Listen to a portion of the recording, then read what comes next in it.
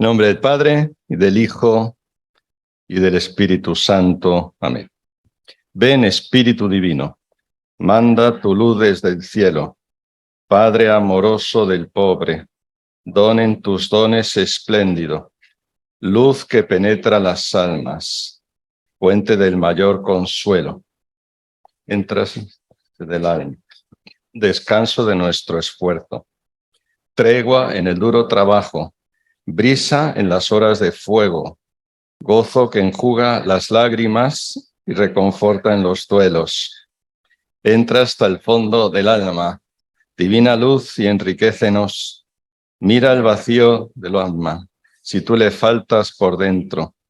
Mira el poder del pecado, cuando no envías tu aliento. Riega la tierra en sequía, sana el corazón enfermo. Manchas. Infunde calor de vida en el hielo. Toma el espíritu indómito, guía el que tuerce el sendero. Reparte tus 7 dones, según la fe de tus siervos. Por tu bondad y tu gracia, dale al esfuerzo su mérito. Salva al que busca salvarse, nos tu gozo eterno. Amén. En esta segunda sesión vamos a ver cómo el Espíritu, además de hablar a uno, como vimos el otro día, inspira palabras para los demás y también realiza obras, hechos que son signo de su presencia y de su poder. Así lo hizo Jesús. Jesús, además de actuar en él el Verbo, él era el Hijo de Dios, también actuaba en él el Espíritu. El Espíritu Santo actuaba a través de la humanidad de Cristo. Y luego los discípulos enviados por Jesús, pues también predicarán y obrarán con signos y prodigios. Ya en su vida pública, Jesús los envió, hicieron como una especie de prácticas pastorales y fueron a predicar y curaban enfermos, expulsaban demonios. Tenemos en Lucas 9 el envío de los 12, Lucas 10, el envío de los 72, ¿no? Los apóstoles y los discípulos. Pero después, sobre todo después de Pentecostés, vemos que esto ya está totalmente, iba a decir descontrolado, pues sí, descontrolado. No, está fuera del control de la razón, fuera del control de los fariseos, porque los discípulos pues predican con gran poder, curan, expulsan demonios, hacen milagros. Entonces todo esto es pues la acción del Espíritu. Entonces, podemos ver como dos planteamientos o dos enfoques, ¿no? El otro día el enfoque era más hacia mí, ¿no? Cómo yo puedo escuchar, entender la voz del Espíritu, cómo interpretarla. Este es un recorrido para mi propio crecimiento espiritual, la santidad. Y hoy lo que vamos a hacer es ver más la perspectiva de cómo actúa el Espíritu para los demás, ¿no? Para el bien de los otros.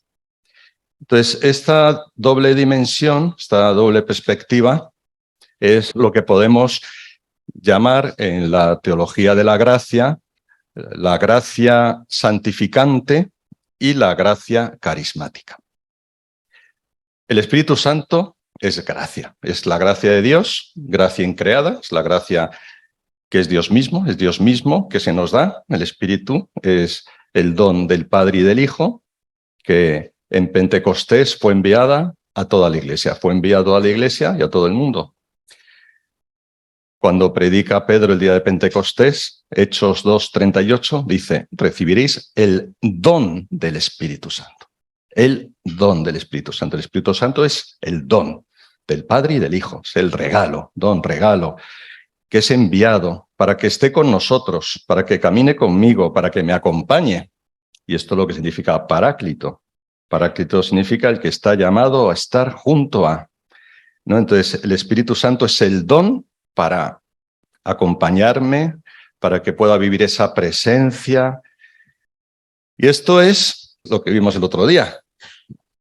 Como Él está conmigo y yo tengo la capacidad de escucharle, de acogerle con unos criterios. Pero hoy vamos a ver la segunda parte, que es cómo este don se me da a mí también para el bien de los demás. Y estos son los carismas. Santo Tomás distingue entre la gracia gratum faciens, que es la gracia que nos hace gratos a Dios, es decir, la gracia santificante, por la cual podemos crecer en santidad, y la gracia gratis data, la gracia que se da gratis a otros, que esta es la gracia carismática. Entonces, hay dones santificantes para mi crecimiento, dones carismáticos o carismas para el bien común, como dice 1 Corintios 12:7, para la renovación y la mayor edificación de la Iglesia, como dice Lumen Gentium número 12. Entonces, los carismas son para los demás, para edificar la Iglesia, para el crecimiento de los otros. El catecismo relaciona. ¿Cuál es la relación entre dones y carismas? Dice, los carismas son gracias especiales del Espíritu Santo que están ordenados a la gracia santificante. Por lo tanto, los carismas son gracias especiales del Espíritu, pero ordenados a la gracia santificante. Entonces, la gracia carismática es para la gracia santificante.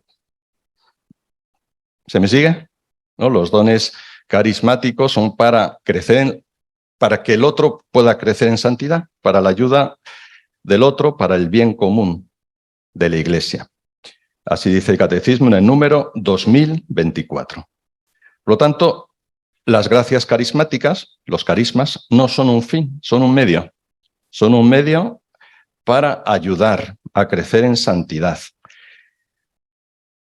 Sobre este tema, si queréis, no me puedo detener mucho. Yo tengo un canal de YouTube que ponéis mi nombre y ponéis dones y carismas, y hay varias charlas sobre esto y sobre otros temas. Así como texto de referencia de los carismas, tenemos 1 Corintios 12. 1 Corintios 12 dice que todos formamos un solo cuerpo en un mismo espíritu, y el espíritu reparte carismas para colaborar en la salvación del otro. Y dice 1 Corintios 12:11 que el espíritu lo reparte como él quiere. Entonces, ¿yo tengo todos los carismas? No. Yo, cuando digo yo, eres tú. Soy yo, pero también tú. Yo no tengo todos los carismas. Jesús sí los tenía. Jesús tenía la plenitud del Espíritu. Solo Jesús tiene todos los carismas. Pero entre todos tenemos todos los carismas, ¿no? Por eso Jesús es la cabeza y nosotros el cuerpo. De hecho, este texto de 1 Corintios 12 es como una especie de bocadillo, ¿no? Donde habla primero de los carismas, luego de los carismas, y en el medio habla de la Iglesia como cuerpo. Entonces, habla de algunos carismas en los primeros versículos del 4 al 10, 1 Corintios 12 del 4 al 10, luego al final 1 Corintios 12 del 28 al 30, habla de algunos carismas, y en el medio habla del símil del cuerpo. Entonces, hay distintos carismas en la unidad del Espíritu y cada uno desde su función, desde su como miembro del cuerpo, no todos pues somos pie ni mano ni tal, ¿no? Sino que todos formamos un solo cuerpo. Entonces Jesús es la cabeza y nosotros como cuerpo todos tenemos carismas, pero nadie tiene todos los carismas. Por eso nos necesitamos. San Pablo, cuando termina este capítulo 12 de 1 Corintios, dice, bueno, hay muchos carismas, pero el que está sobre todos ellos es el de la caridad. 1 Corintios 13 tiene el himno de la caridad, y 1 Corintios 14 dice, bueno, es fundamental la caridad, pero también anhelar los carismas.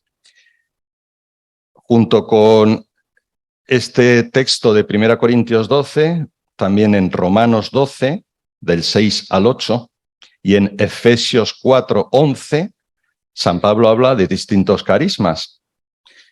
Y también la primera carta de Pedro 4, del 7 al 11. No vamos a detenernos en la explicación de los carismas, pero voy a enumerar algunos de los que aparecen en 1 Corintios 12.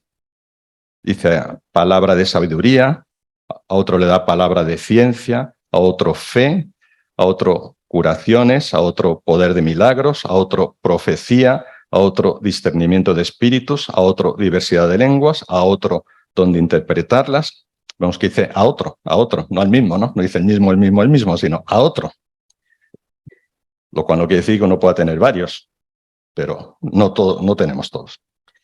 Bien, y luego en el versículo 28, apóstoles, profetas, maestros, lenguas, en fin, repite alguno, milagros, tal. Entonces, podríamos resumir los distintos carismas en dos grandes grupos. Carismas de palabra y carismas de acción. Carismas de palabra, profecía, conocimiento, sabiduría, lenguas, discernimiento. Carismas de acción, pues curaciones, milagros y otros. También por el efecto podríamos añadir, hay otros carismas que son carismas de servicio, de gobierno, pero me voy a fijar más en estos dos. ¿Y por qué me fijo en estos? Porque si hemos leído los Hechos de los Apóstoles, que eran los deberes, hemos visto que cuando los discípulos iban a predicar, acompañaban la predicación con algún signo, algún hecho, o al revés. Si hacían algo, pues por ejemplo, cuando Pedro y Juan curan al paralítico que estaba en la puerta del templo, luego explican eso, ¿no? En Hechos 3 aparece esa curación, en Hechos 4, ¿no? Les encarcelan y explican qué ha pasado ahí. Entonces hay como una conexión entre el hecho y la palabra. Y esto está muy entroncado en lo que es la revelación cristiana, cuya plenitud es Jesucristo. Dice la Constitución dogmática del Concilio Vaticano II sobre la revelación, llamada Dei Verbum, la Dei Verbum en el número 2, que habla sobre qué es la revelación, dice lo siguiente, y leo. Dispuso Dios en su sabiduría revelarse a sí mismo y dar a conocer el misterio de su voluntad, mediante el cual los hombres, por medio de Cristo, Verbo encarnado, tienen acceso al Padre en el Espíritu Santo y se hacen consortes de la naturaleza divina. Este plan de la revelación se realiza con hechos y palabras intrínsecamente conexos entre sí, de forma que las obras realizadas por Dios en la historia de la salvación manifiestan y confirman la doctrina, y los hechos, significados por las palabras, y las palabras, por su parte, proclaman las obras y esclarecen el misterio contenido en ellas. Podéis leer este texto entero. Hechos y palabras van unidos para un significado, para un mensaje.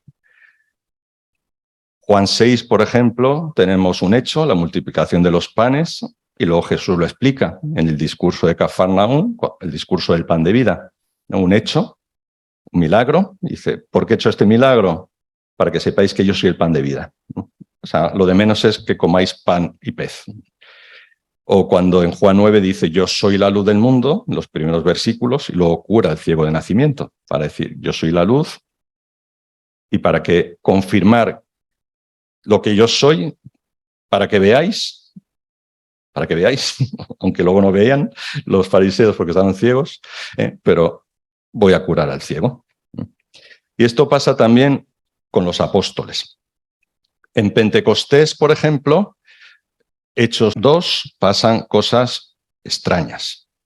Estaban todos juntos, de repente un estruendo, un viento que sopla fuertemente, unas lenguas como llamaradas, se llenaron todos del Espíritu y empezaron a hablar en otras lenguas.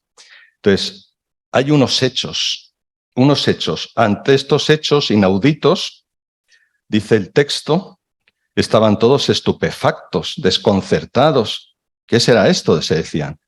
Y otros, en son de burla, están borrachos.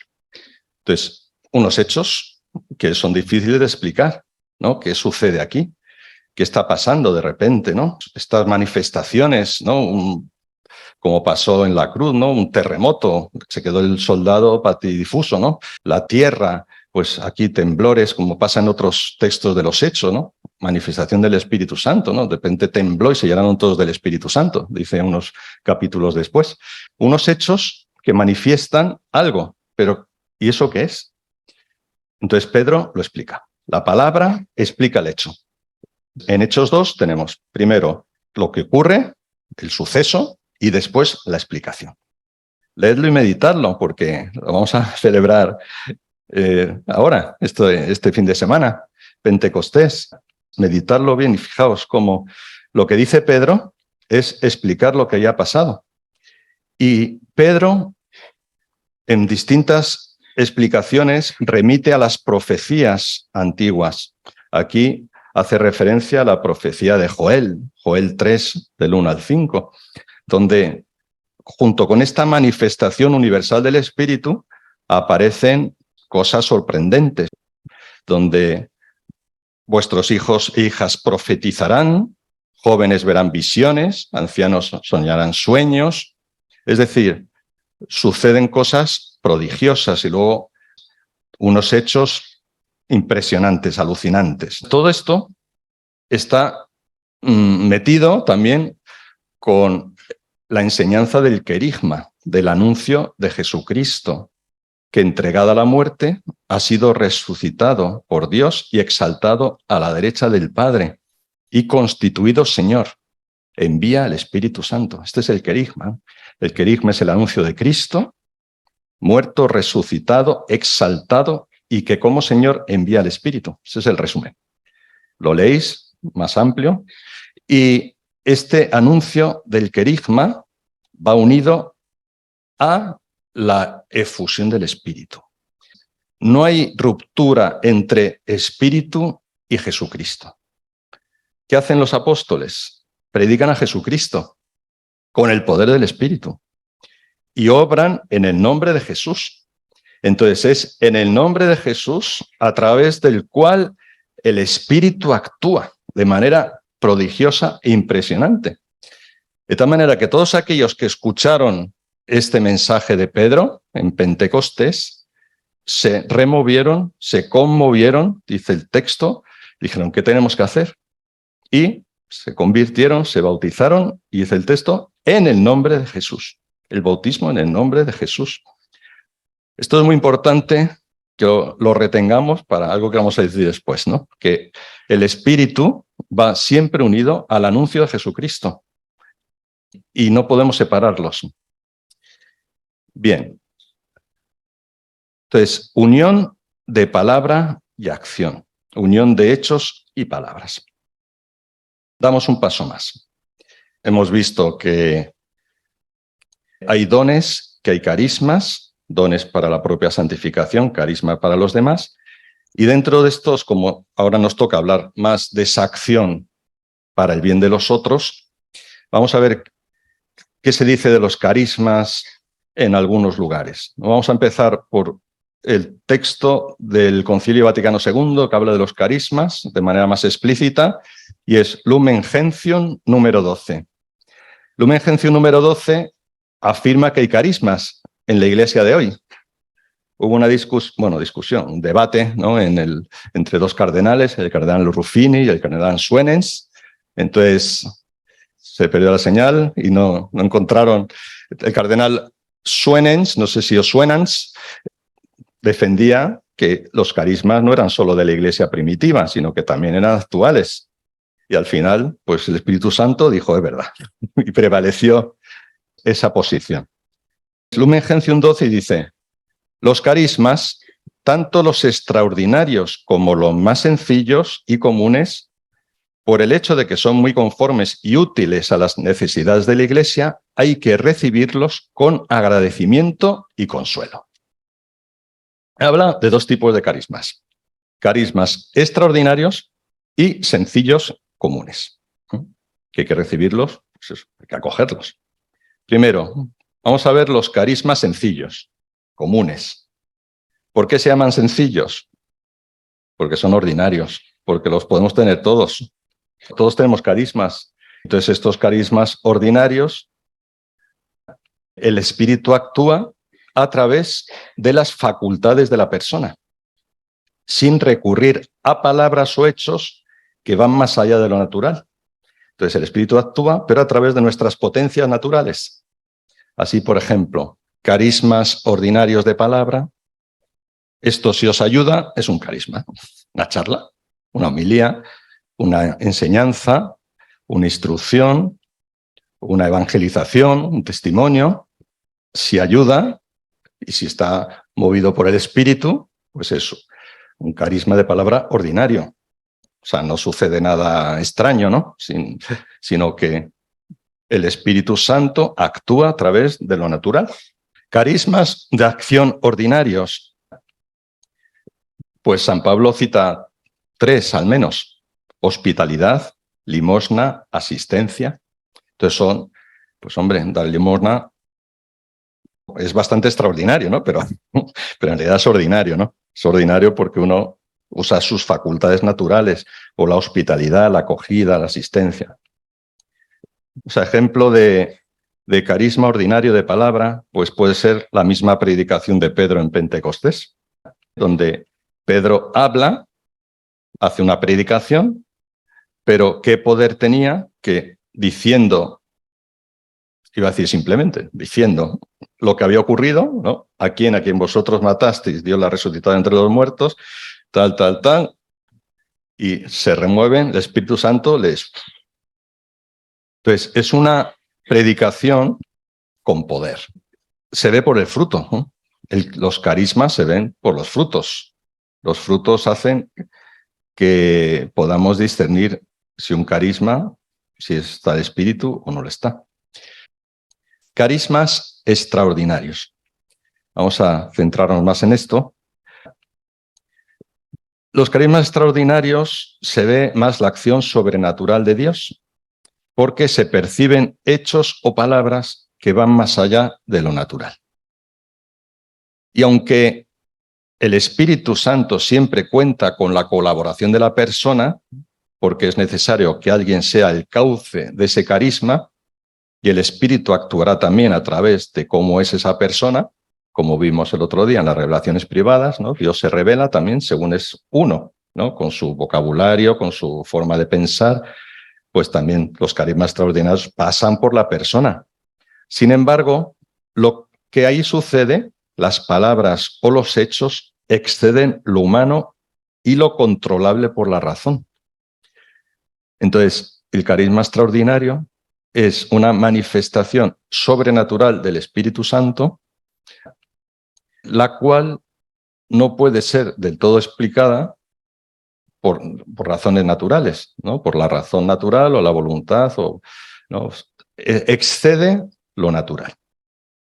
Aunque Dios cuenta con lo natural, ¿eh? Porque cuenta con alguien que es el que porta ese carisma. Los carismas extraordinarios muchas veces son eso, extraordinarios, por lo tanto no son permanentes, no tienen por qué ser permanentes, ¿eh? Entonces, bueno. Carismas extraordinarios de palabra son aquellas palabras que transmiten un mensaje divino, pero de una manera sobrenatural, para el bien del hermano. Podemos hablar de 2, fundamentalmente, la profecía y la palabra de conocimiento. Carismas extraordinarios de acción, pues son esas obras que no tienen una explicación natural, ¿no? Como son las curaciones, los milagros. Curaciones extraordinarias. Entonces, esta situación, este hecho, remite a algo que uno no puede hacerlo por sus propias fuerzas, ¿no? Hay otros carismas que aparecen en las listas paulinas que no son extraordinarios propiamente, pero tampoco son tan ordinarios, ¿no? Porque en ellos hay una inspiración o un impulso más fuerte de la gracia, ¿no? Como es el carisma de fe, esa fe que mueve montañas, una confianza ilimitada en lo que el Señor puede hacer en otro. La palabra de sabiduría, ¿no? Que es una palabra que toca el corazón, ¿no? El discurso de Pedro tenía palabra de sabiduría. O sea, es ordinario, pero hay una reacción, unas consecuencias tan extraordinarias que no es tan ordinario, ¿no? Que se convierta en 3.000 una predicación, pues además sin micrófono, ¿cómo llegaría la voz, ¿no? A todo ese gentío, ¿no? El carisma de discernimiento de espíritus, pues hombre, se usa la razón, pero también hay un sentido espiritual que va más allá.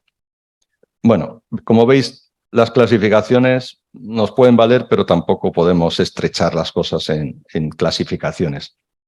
Pero bueno, vamos a hablar sobre todo de los carismas extraordinarios de palabra que normalmente se encuadran bajo el término de profecías. Así se ha usado tradicionalmente. La profecía, en sentido estricto, es un mensaje de Dios que recibe una persona y va dirigido a la asamblea o a un hermano en particular con el fin de edificar, exhortar y consolar. 1 Corintios 14:3 dice San Pablo: el que profetiza habla para hombres, edificando, exhortando y consolando. Por tanto, no puede haber una profecía que sea para desanimar, para desconsolar, para traer miedo. Segundo carisma de palabra extraordinario, la palabra de conocimiento, se refiere a hechos o situaciones concretas que son desconocidas para la persona que las ve, pero que son reveladas por el Espíritu Santo de modo sobrenatural. Un ejemplo de palabra de conocimiento lo tenemos en Hechos 5:1.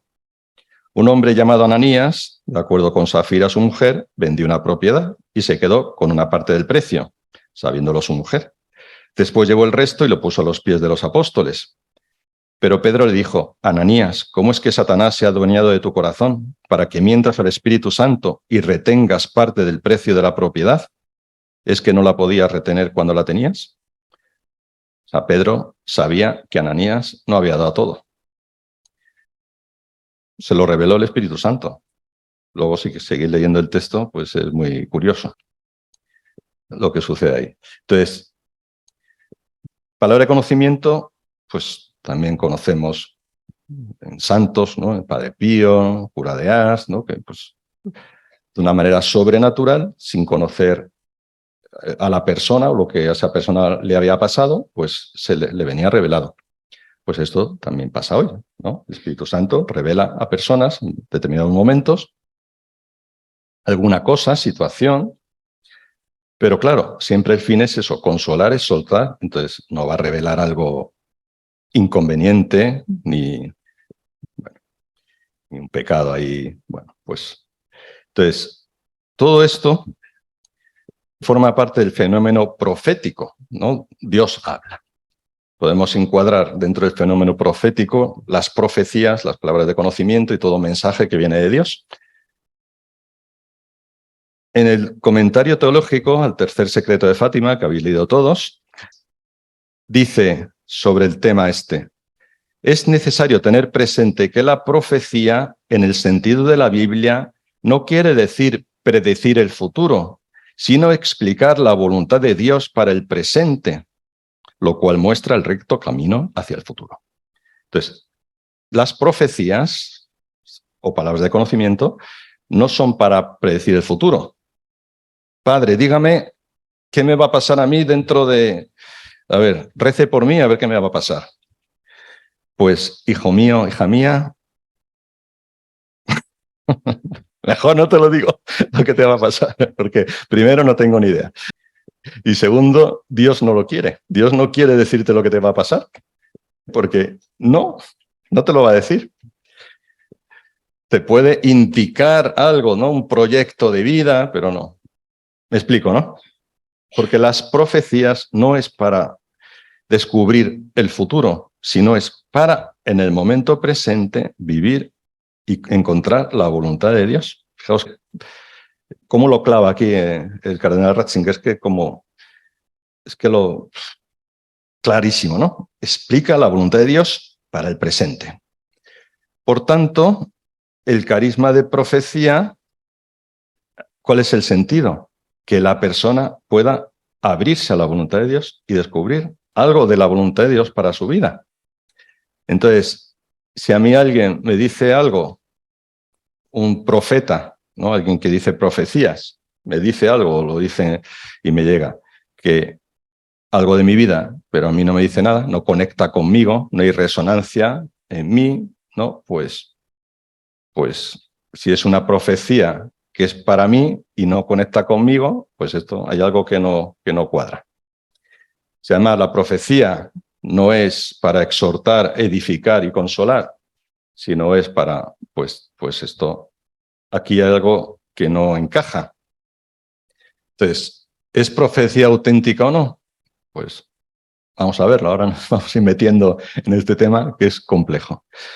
Pero aunque sea auténtica, si yo no la comprendo o no estoy preparado para recibirla, pues no me vale de nada. Entonces, si alguien me dice algo de parte de Dios o no lo entiendo, o veo que me revuelve, o veo que no tal, si no me encaja, si yo no estoy capacitado para coger eso en ese momento, eso puede ser perjudicial.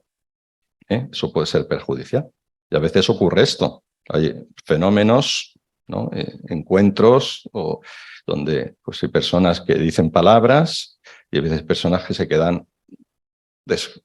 Una cosa es que pues Dios te hable ¿no? y digas, tengo que cambiar esto y me mueve, me remueve, me toca, me desconcierta a lo mejor, ¿no? Como estaban desconcertados ahí los que veían, pues, ¿no? Pues me puede desconcertar, pero puede haber una verdad.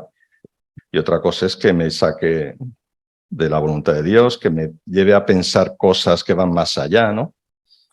Pues eso hay que verlo, ¿no?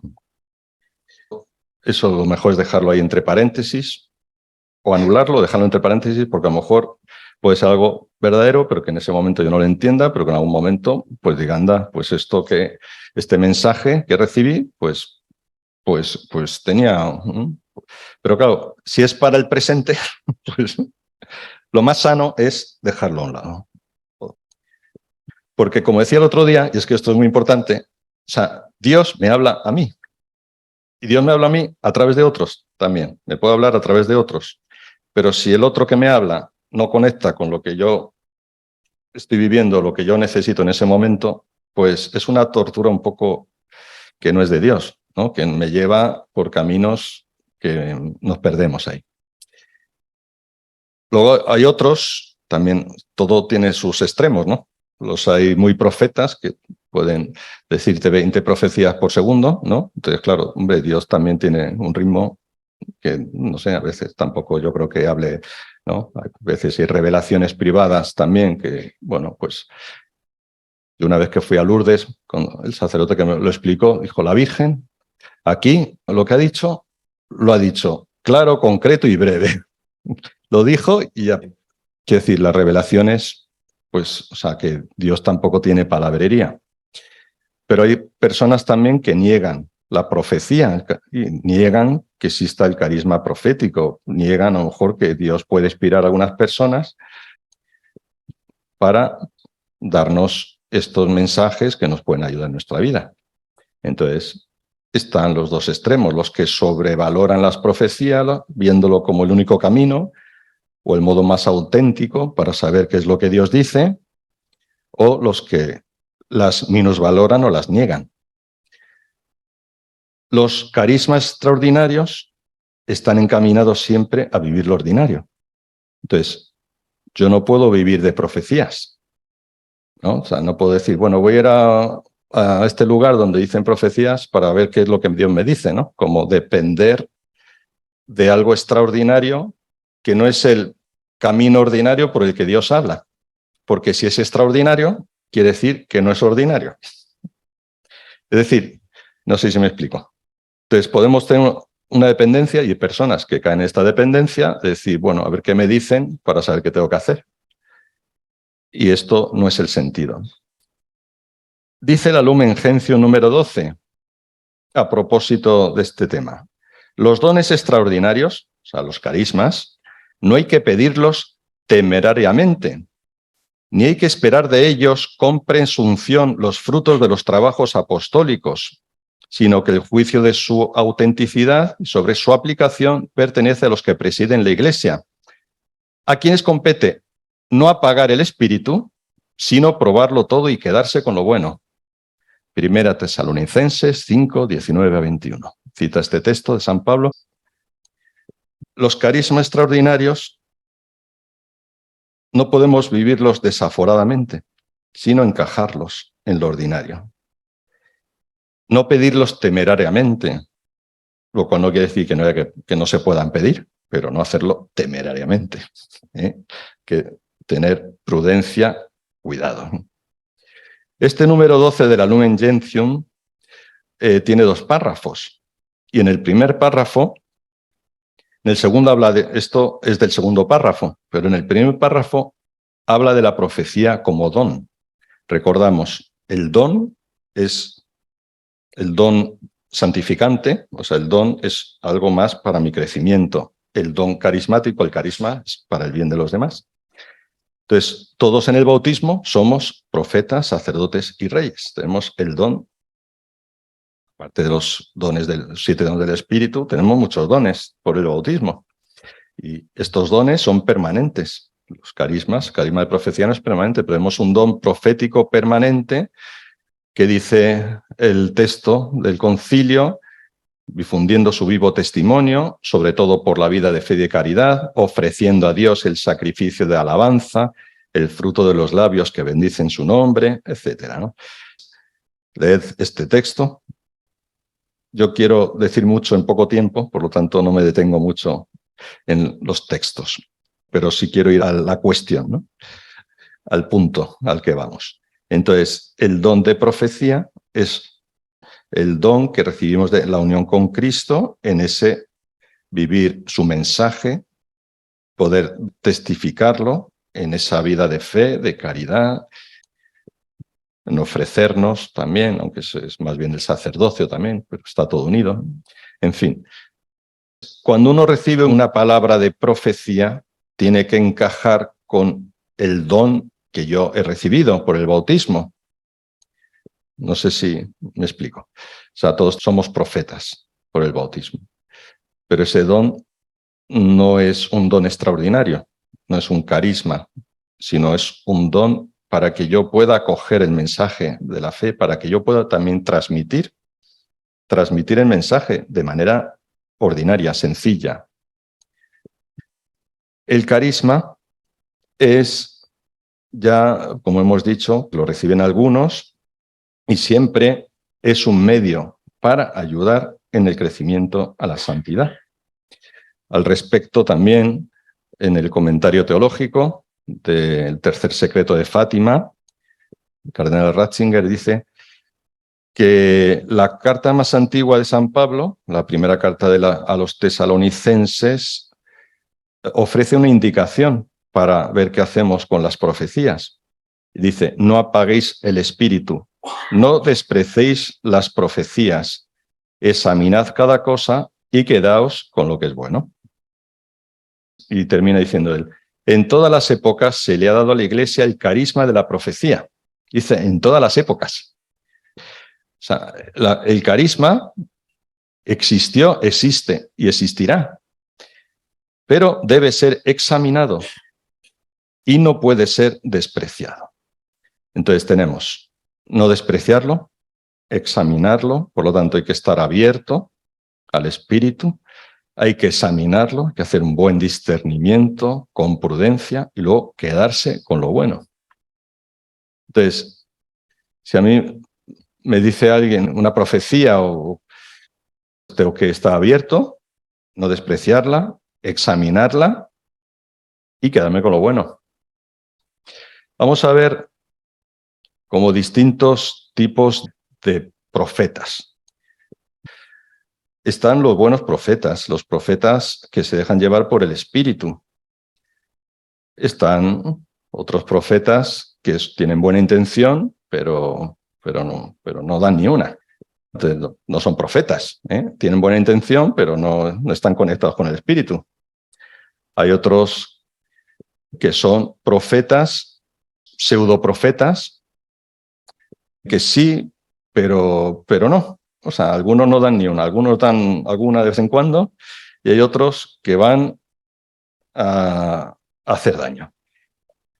Entonces, dicho así un poquito más, pues yo lo relacionaba esto, me venía la relación con lo que dijimos el otro día con la conciencia, ¿no? La conciencia, cuando uno tiene una conciencia pura y limpia, en un canal transparente, conectada con el Espíritu Santo, pues cuando un profeta está conectado con el Espíritu Santo, no totalmente, como Jesús era el profeta por antonomasia, ¿no? Pero Juan Bautista también era el mayor de los profetas, dijo Jesús, ¿no? Porque estaban conectados. Juan Bautista, que estaba lleno del Espíritu Santo desde el seno de su madre, dice el Evangelio. Pero claro, ¿quién está totalmente conectado?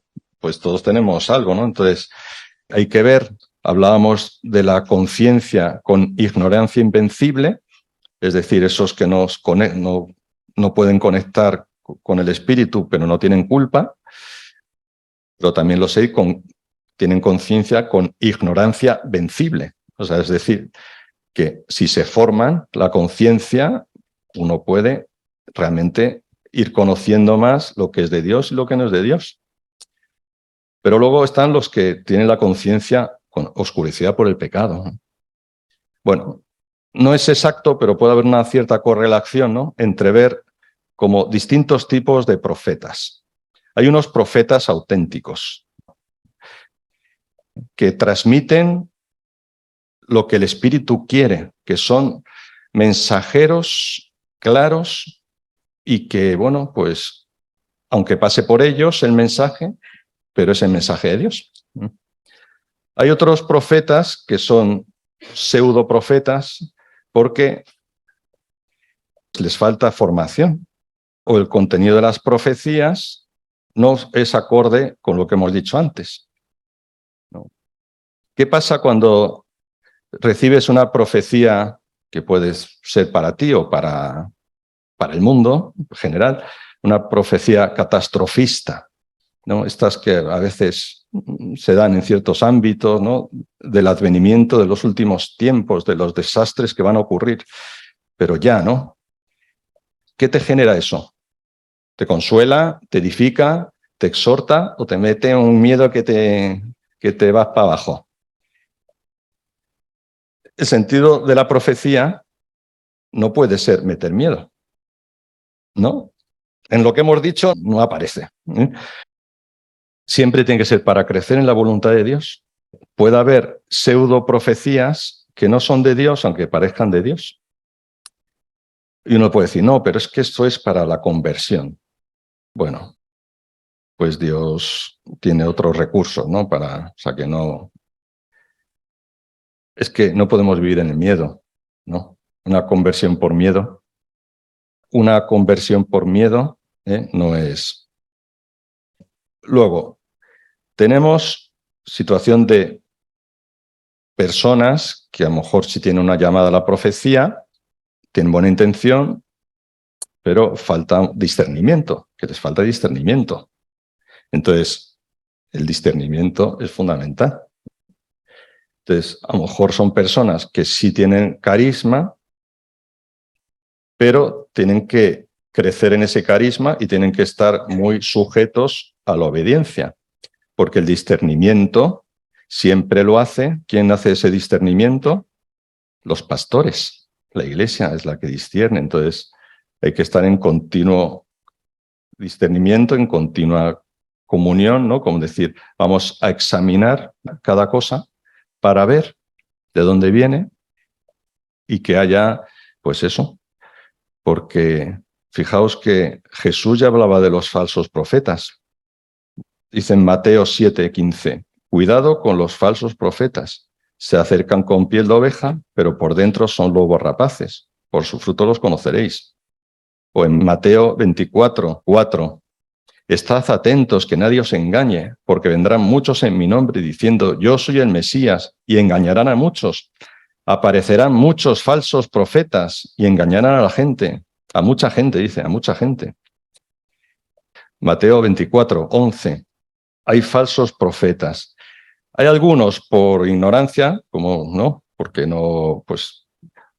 Pero claro, la ignorancia es muy atrevida, entonces también la ignorancia hay que regularla, ¿no? Y hay que encauzarla. Quiero decir, la ignorancia, más que encauzarla, hay que corregirla, ¿no? Hay que ver a alguien que sepa la ayuda, ¿no? Contar con la ayuda. Puede pasar a veces que hay buena intención, ¿no? Y pues efusividades de ciertos momentos de la vida y de ciertas corrientes del momento, ¿no? Ciertas experiencias, ¿no? Tuvo la experiencia, le dio la efusividad, ¿no? Y entonces, pues bueno, pues eso hay que irlo encaminando, ¿no? No hay que cortarlo, no hay que apagar el espíritu, pero sí encauzarlo, ¿no? Pero luego hay un tema que es más grave, ¿no? Porque hay falsos profetas que están, pues, en el pecado y que son profetas, entre comillas, falsos profetas que buscan hacer el mal. Algunos conscientemente, otros inconscientemente, pero de hecho obran el mal.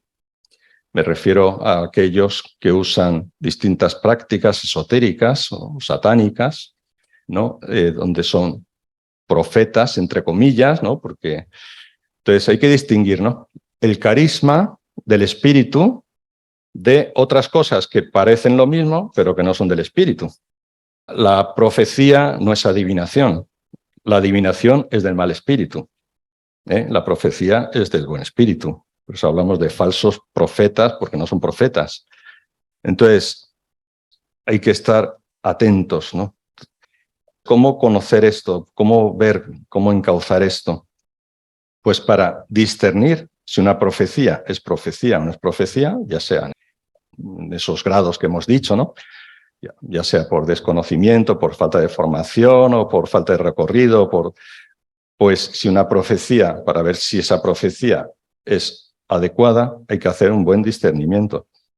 Y los criterios lo tenemos en el texto que hemos leído, de Primera Tesalonicenses 5, del 19 al 21, donde podéis leerlo. No apaguéis el espíritu, examinadlo todo, quedaos con lo bueno. Hay que conocer bien la realidad, ¿no? Y a veces tenemos posturas pues ya muy cerradas y luego otro criterio fundamental, que ya hicimos referencia a esto, a la verdad que la revelación privada siempre tiene que tener como referente la revelación pública, es decir, la revelación de Cristo, de Dios que envió a su Hijo al mundo para que se encarnase y nos trajera la salvación. Entonces, la referencia a Cristo encarnado. Si hay espíritu o hay cosas espirituales, pero no está Cristo, eso no es del Espíritu Santo. Lo que no es de Cristo no es del Espíritu Santo. Entonces, ¿qué ocurre con estas profecías, pseudoprofecías o falsos profetas que cada vez abundan más, ¿no? Y que los tenemos en la llamada nueva era? La nueva era es, bueno, es difícil definir la nueva era, ¿no? Pero la nueva era es como ese movimiento, es una mezcla sincretista, neopelagiana, neonóstica, neopagana, donde hay superstición, determinismo mitológico, astral, marcada por la voluntad del orden cósmico, por los maestros de la jerarquía celestial, en fin. No me da mucho tiempo hablar de la nueva era, pero podéis leer un artículo en el que yo hablo de esto, está resumido, que se titula La experiencia religiosa del hombre posmoderno.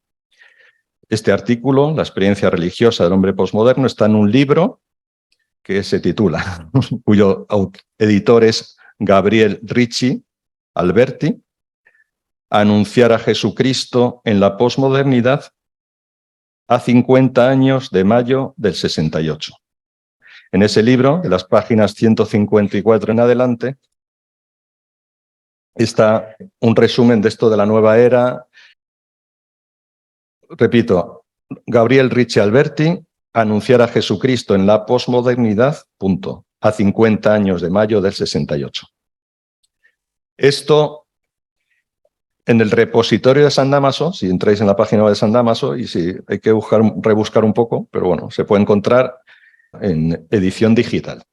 Podéis acceder a eso o en la biblioteca, vamos, en fin, se puede acceder a este artículo digitalmente. Y luego tenemos un documento que habla sobre la nueva era del Pontificio Consejo de la Cultura, que este documento, si ponéis en el buscador de Internet Jesucristo, portador del agua de la vida, este documento es una reflexión cristiana sobre la nueva era. Jesucristo, portador del agua de la vida. Es el documento pontificio que habla del tema. Entonces, ¿qué pasa con la nueva era? Dicho brevemente en lo que nos atañe. Que ahí aparecen pues, una serie de personas, de técnicas, de terapias, que algunas, ahí está como es esotérico y ocultismo, pues entonces dentro de este ámbito pues podemos meter a los videntes, ¿no? Personas que pretenden adivinar el porvenir, el futuro, ¿no?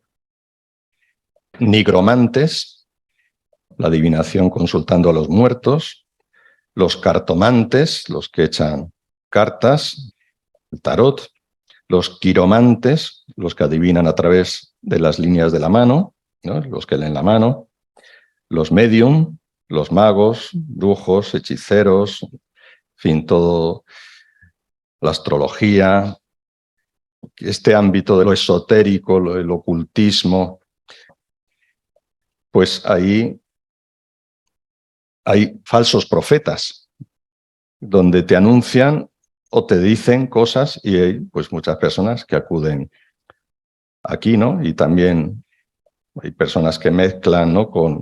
Porque la nueva era pues recoge también, ¿no? Este sincretismo religioso, ¿no? Pues lo que hace también es recoger corrientes de pensamiento de la filosofía, de la teosofía, también de la psicología, del esoterismo, de religiones orientales, ¿no? Entonces, pues a veces conecta con la reencarnación, ¿no? Y otras doctrinas de religiones politeístas, ¿no? Budismo, hinduismo y tal, ¿no? Entonces lo introduce y lo mezcla todo, ¿no? Entonces, ciertamente esto confunde y la persona no es posible creer en Jesucristo, verbo encarnado, y en reencarnación, o en otra serie, ¿no? O terapias, ¿no? Entonces, fijaos, el Espíritu Santo actúa con prodigios, con señales. Entonces, el mal espíritu, el demonio, que también pues intenta imitar a Dios para atraer a su reino a la gente, ¿qué hace? Pues imita. Entonces, ¿hay carisma de conocimiento? Pues adivinación, ¿no? ¿Hay carisma de profecía? Pues anuncio del futuro, ¿no? Que hemos dicho que no es la profecía bíblica. Por lo tanto, es distinguible. Si leéis del Catecismo los números 2115 a 2117, en el 2115 el Catecismo dice que Dios puede revelar el porvenir a sus profetas o otros santos. Sin embargo, la actitud cristiana justa consiste en entregarse con confianza en las manos de la providencia en lo que se refiere al futuro y abandonar toda curiosidad malsana al respecto. Sin embargo, la imprevisión puede constituir una falta de responsabilidad, ¿no? O sea, que hay que tener, pues eso, un poco de previsión de las cosas, pero la actitud cristiana es entregarse con confianza en las manos de la providencia, ¿no? Y no querer saber, ni investigar, ni tal, pero ¿qué va a pasar? No. A lo mejor sí tienes que investigar en tu pasado para sanar tus heridas, a lo mejor eso sí, más que investigar, dejarte hacer para un proceso de sanación interior donde el Señor, el Espíritu, sane tu pasado. Pero el futuro en la providencia de Dios. Y dice en el número 2116, todas las formas de adivinación deben rechazarse.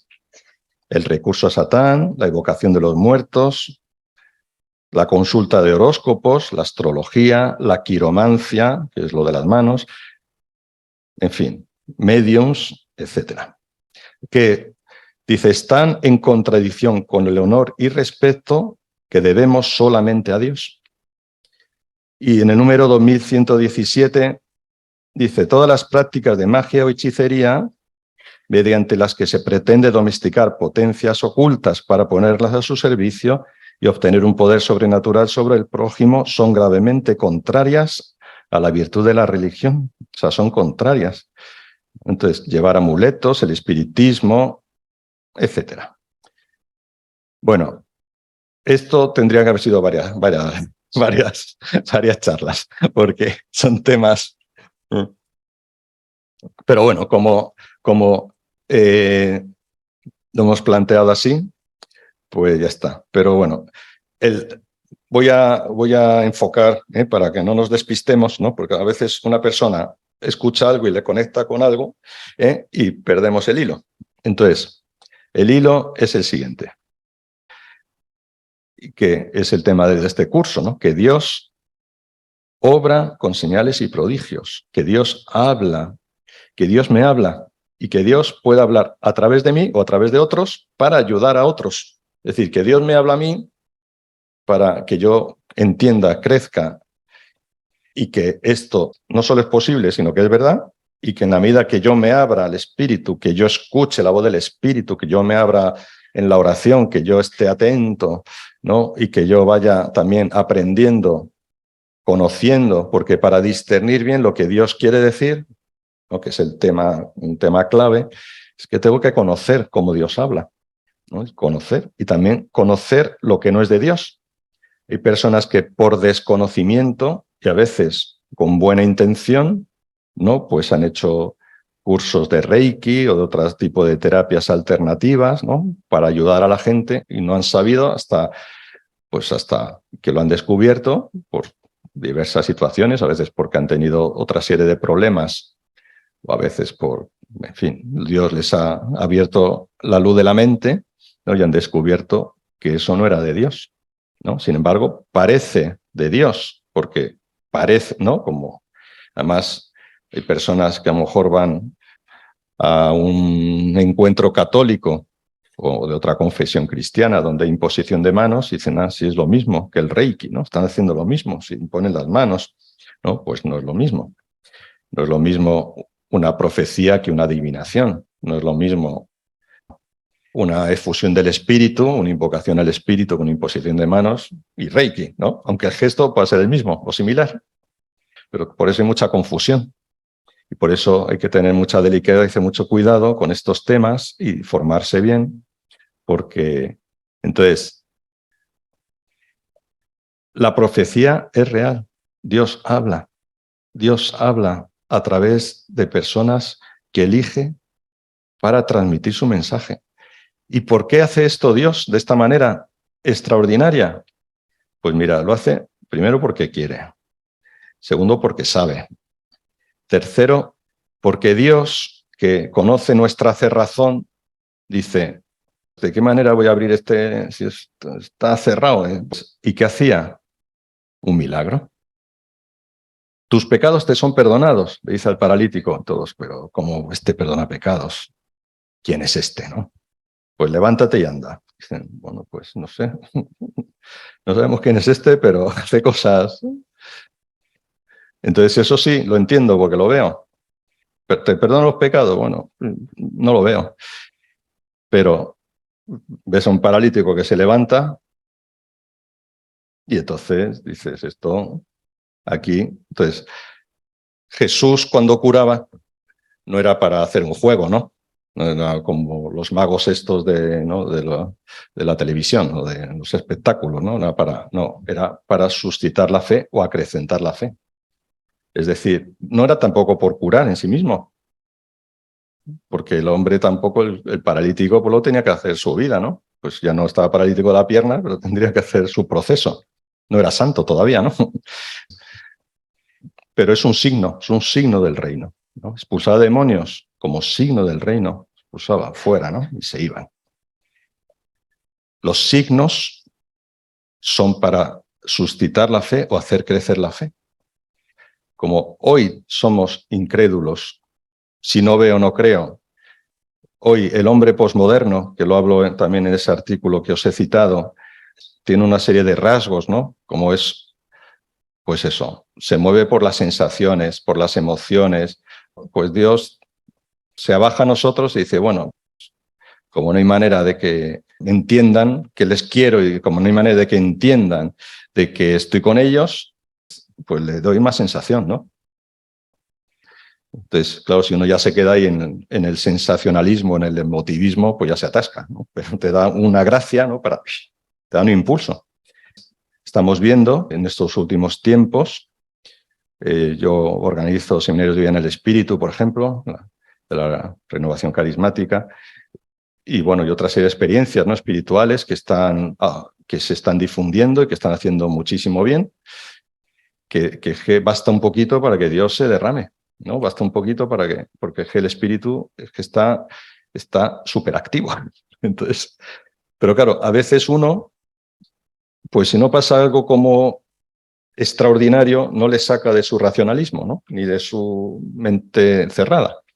Una profecía, una palabra de conocimiento, ¿no? Que a veces son sencillas, pero como me dijo uno que había hecho un retiro de Maús, que se convirtió, pero tampoco le dijeron nada extraordinario, solo que en alguna cosa que ahí se hace que no se puede decir, pues, pues descubrió como que se repetía y dijo, anda, esto, o sea, como que le abrió el corazón, ¿no? O sea, que Dios abre el corazón de muchas maneras. Pues gracias a Dios hay como estos cauces de vida en el espíritu, pero también es necesario, esto es una formación, ¿no? Esto no es un retiro, distinto. O sea, aquí no estamos haciendo una experiencia espiritual, sino estamos teniendo una formación para que todas las experiencias espirituales o todas estas cosas podamos ir encontrando cauces, porque también hay mucha confusión en muchos de estos temas, ¿no? En temas de, pues eso, del espíritu, de los espíritus, de las profecías, de tal, ¿no? Entonces son temas muy complejos. Yo entiendo que en una hora, pues eso, lo que tengo escrito, pues claro, no he dicho todo porque no se puede, pero vamos, que a lo mejor tenemos que haber dedicado más días a esto. Pero bueno, esto es un aperitivo que puede ayudarnos y que lo importante también es seguirnos formando, ¿no? Yo por eso las propuestas que hago son del magisterio, para que veamos también fundamento sólido. También hay un documento de la Congregación para la Doctrina de la Fe que habla de esta situación, ¿no? Pues de neognosticismo, de neopelagianismo y todo esto que nos está afectando hoy, que se titula la carta Placuit Deo. Placuit Deo. Dispuso Dios. Placuit Deo. Congregación para la Doctrina de la Fe. Tú pones Congregación para la Doctrina de la Fe, gnosticismo, o te sale. Pero vamos, que la carta Placuit Deo habla también de esto, ¿no? De esta situación, ¿no? Donde se desenfoca, se confunde el Espíritu Santo, y se confunda a Cristo y se mezcla con otros maestros y entonces no es el mismo Cristo. Tú puedes ir a un curandero que está pues, que atiende en no sé dónde y que tiene pues ahí todos los santos habidos y por haber, y bueno, hay que ver ese hombre qué está haciendo, ¿no? El que haya santos, los ángeles, ¿no? Bueno, todo este tema es muy amplio, pero, o sea, que el espíritu y los ángeles y los santos o están entroncados en la Iglesia Católica. ¿Dónde? Porque también la Iglesia Católica hay lugares donde se mezcla esto, donde claramente está centrado en Jesucristo, el Verbo encarnado, como el único Señor de la vida, y está todo conforme al magisterio de la Iglesia, que es el que interpreta y el que puede decirnos dónde está la recta interpretación de todos estos fenómenos. Hay que tener como mucho cuidado, discernimiento y referentes seguros. Bueno, perdonad que me he alargado y muchas gracias.